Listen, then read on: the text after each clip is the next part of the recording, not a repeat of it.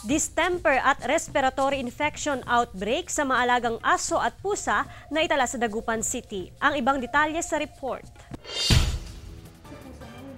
Nagtungo sa Dagupan City Veterinary Office si Aling Lori para pabakunahan ng anti-rabies ang kanyang alagang pusa.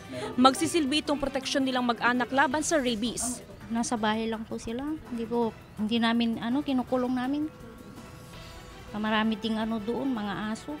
Kasabay ng pagbabakuna, ipinaliwanag din ng City Vet ang kumakalat na sakit sa mga alagang aso at pusa.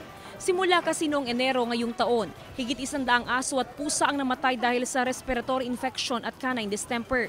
Dahil dito, idiniklara sa syudad ang distemper at respiratory infection outbreak sa mga alagang pusa at aso.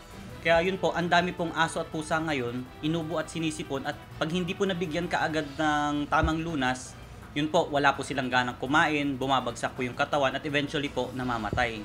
Nilinaw din ng City Veterinary Office na walang katotohanan ang kumakalat na balita na ang pagbabakuna ng anti-rabies ang dahilan ng pagkamatay ng mga aso at pusa sa ilang barangay sa syudad.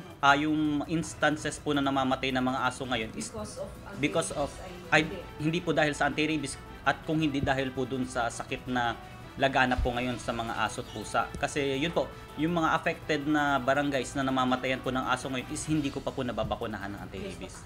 Nag-iikot ngayon ang City Veterinary para suriin ang kondisyon ng mga alagang pusa at aso. Sapat ang supply ng mga antibiotics at iba pang gamot para sa respiratory diseases at distemper.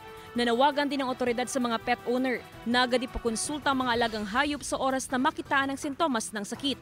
Maaari kasing magkahawa ng mga alagang aso at pusa dahil sa naturang sakit na maaaring humantong sa pagkamatay ng mga ito. Kasama si Daryl Peralta, ako si Jasmine Gabriel Galban, naghahatid ng Balitang Amyanan.